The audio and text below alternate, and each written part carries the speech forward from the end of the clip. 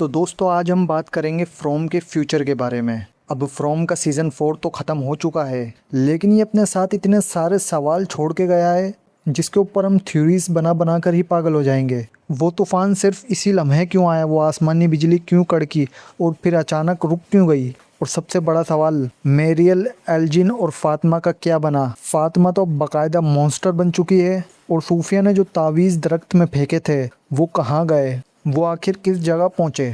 तो आज की वीडियो में हम इन्हीं सब बातों की गहराई में जाने वाले हैं, तो वीडियो को एंड तक देखिएगा। इस सीज़न के फिनाले के बारे में मेरी पहली बात तो ये है कि ये एक ग्रेट एपिसोड नहीं था। मेरे हिसाब से ये इस सीज़न का सबसे बेस्ट एपिसोड था, लेकिन सीज़न फिनाले के तौर पर ये उस लेवल का नहीं था जिसकी हमने उम्मीद लगाई थी। ये एक एंडिंग की तरह महसूस नहीं हुआ, और ये डेफिनेटली हमें इस फिनाले के अंदर कुछ दिखाते भी नहीं। अगर इसकी मिस्ट्री सोल्व कर दी गई तो ये सीरीज़ किसी काम की नहीं है। हमें इसके तमाम राजों का इस सीरीज़ के एंड के अंदर ही जाकर पता चलेगा। इन्होंने जवाबात तो दिए, मगर वो उस लेवल के नहीं थे जैसा कि पिछले 3 सीज़नों के फिनाले थे। लेकिन हमें जो भी इस फिनाले में सवालात मिले हैं, हम उसके जवाबात को ढूंढने की कोशिश करते हैं। शुरुआत करते हैं चैम्बर ऑफ बोन्स से, जहाँ जेट और तेबिता फंसे हुए थे। यहाँ एक बहुत ज़रूरी पॉइंट है, वो तावीज़ जो वहाँ लटकाए थे इन दोनों ने, क्या वो वाकई इन्हें बचा रहे थे। देखें, शुरू में जब तक ट्री को नहीं हटाया गया, तावीज़ ने अपना काम बिल्कुल परफेक्ट किया। मॉन्स्टर उस रुकावट को पार नहीं कर पा रहे थे, लेकिन जैसे ही दरख्त को हटाने का प्रोसेस शुरू हुआ, वहाँ एक होल बन गया और मॉन्स्टर को मौका मिल गया कि वो अंदर आ सके। तो ऐसा नहीं है कि तावीज़ ने अपना काम छोड़ दिया था, बल्कि सच ये है कि उस प्लास्टिक में कोई सुराग वगैरह हो गया था। अब आते हैं सीज़न 5 की सबसे बड़ी हिंट की तरफ। सूफिया का किलारा के साथ मिलकर तावीज़ों को उस टेलीपोर्ट करने वाले दरख्त में फेंकना, ये इस बात का इशारा है कि वक्त आ गया है कि वो लोगों की ज़िंदगी को मज़ीद मुश्किल बनाए। इसका मतलब ये है कि सीज़न 5 में किरदारों के पास ये पुरानी प्रोटेक्शन नहीं होगी। इसका खेल ख़त्म हो चुका है। ये एक बहुत ही इंटरेस्टिंग एडिकेशन है सीज़न 5 के लिए। अब बात करते हैं इस रोशनी के मामले की, जो एपिसोड के शुरू में दिखाई गई। सीज़न 1 से ही ये शकूक व शुबात थे, लेकिन इस एपिसोड में ये वाज़े सीन है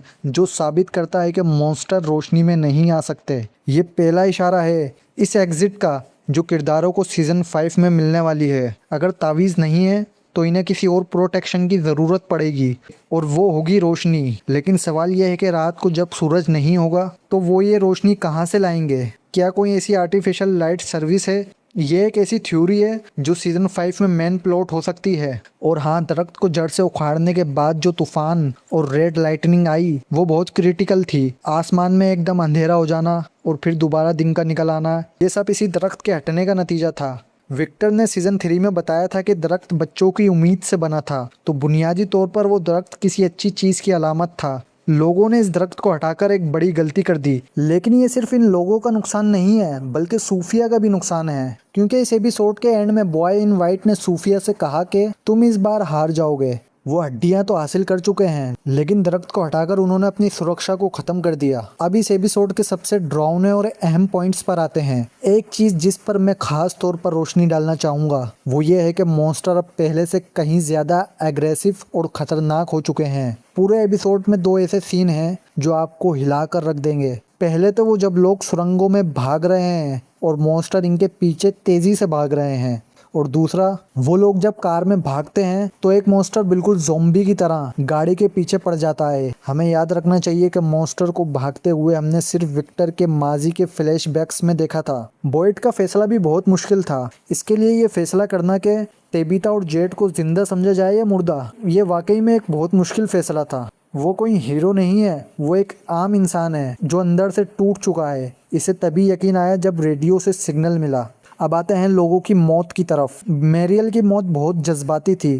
क्रिस्टी के लिए सब कुछ बर्दाश्त करना बहुत मुश्किल था। और एल्जिन, यार वो लड़का कितना बेवकूफ़ है, लेकिन इसकी मौत का तरीका बहुत भयानक था। सूफिया ने इसे अपनी इसी ताकत से मारा जो हमने पहले एपिसोड में देखी थी, जिस्म में कोई करंट जैसी चीज़ डालकर, जिससे आदमी दौरे पड़कर मर जाता है। इसके बाद सूफिया सीज़न 5 में मेन विलन बनकर उभरेगी। अब बात करते हैं सबसे बड़े शौक की, फातिमा का मॉन्स्टर बन जाना। ये सीज़न की सबसे इंटरेस्टिंग रेवलेशन थी।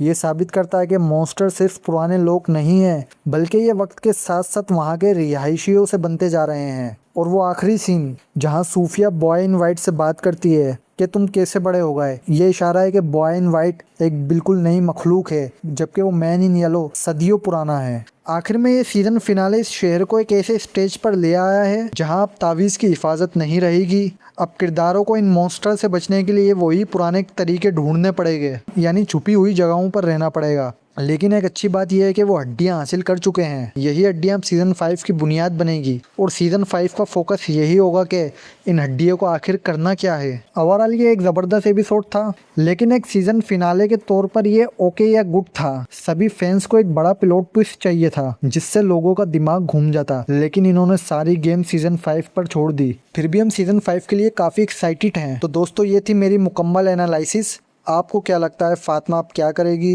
क्या लोग इन हड्डियों के साथ बच पाएंगे? कमेंट में अपनी राय ज़रूर बताएं और अगर वीडियो अच्छी लगी तो वीडियो को लाइक और चैनल को सब्सक्राइब करना ना भूलें, ताकि इसी तरह आपको जानकारी मिलती रहे। और अगर आप सीज़न 5 की शूटिंग और रिलीज डेट के बारे में जानना चाहते हैं तो इस वीडियो पर क्लिक करें।